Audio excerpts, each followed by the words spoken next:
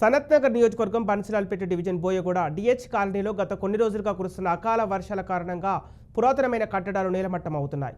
10, 4, 5, 6 block number శిథిలావస్థలకు చేరుకోవడంతో అందులో ఉంటున్న వారు బిక్కుబిక్కుమంటూ ప్రాణాలు అరచేతులు పెట్టుకుని కాలం గడుపుతున్నారు.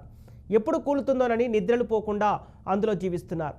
గత ప్రభుత్వం డబుల్ బెడ్రూమ్లు ఇస్తామని చెప్పినా బీఆర్ఎస్ పార్టీ అధికారంలోకి రాకపోవడంతో అది కాలేదు. ప్రస్తుతం అధికారంలో ఉన్న కాంగ్రెస్ పార్టీ అన్న డబుల్ బెడ్రూమ్ ఇల్లు ఇవ్వాలని వేడుకుంటున్నారు. पानी टपका, अंदर के रूम में पानी टपका, छत्ते भी गिर गए, शीखा भी दिख रहे। और हमारा हस्बैंड रिक्शा चलाता और हमको बेटे नहीं है और कोई बनाने वाले भी नहीं है और वो सोने को भी प्रॉब्लम हो रहा हम लोग को। अंदर पूरा रहा सब बकेटा रखे। మాకు మరి వర్షం వచ్చినప్పుడు చాలా ఇళ్లలోకి నీళ్ళు వచ్చేసి కరెంటు షాట్ కొడుతుంది. మరి పిల్లలు స్కూల్కి వెళ్తుంటే వాళ్ళ మీద పెచ్చలుడి పడుతున్నాయి. చాలామంది భయంకరంగా ప్రాణాలు అరిచేతుల్లో పెట్టుకొని మరి ఇక్కడ మేము ఉంటున్నాం బ్లాక్ 10లో.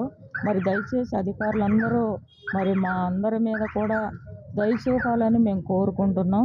ఏ విధం చేతనైనా మా మీద మీరు కొంచెం దయ చూపి మా ఇళ్ల విషయంలో మరి అందరూ కూడా బాధ్యత తీసుకోవాలని మిమ్మల్ని మేము హృదయపూర్వకంగా కోరుకుంటున్నాం. ఇదివరకే మేము కూడా ఈ కన్స్ట్రక్షన్ ఈ ఉన్న ఇళ్ళలను చూడడం జరిగింది.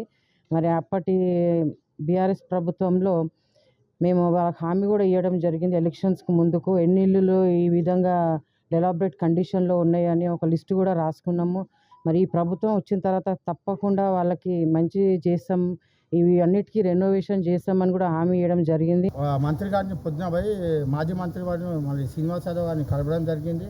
మరి అయినా కూడా మేము ప్రార్థిస్తున్నాము. మరి వెంటనే కలెక్టర్ని కలిసి మరి దాని ద్వారా మరి ప్రభుత్వానికి నూతన ప్రభుత్వాన్ని మరి సీఎం గారిని కూడా కలిసి ఈ నివేదికను అందించి మరి కొత్త ప్రభుత్వాన్ని కూడా దయచేసి ప్రార్థిస్తున్నాం. మేము ఈ నూతన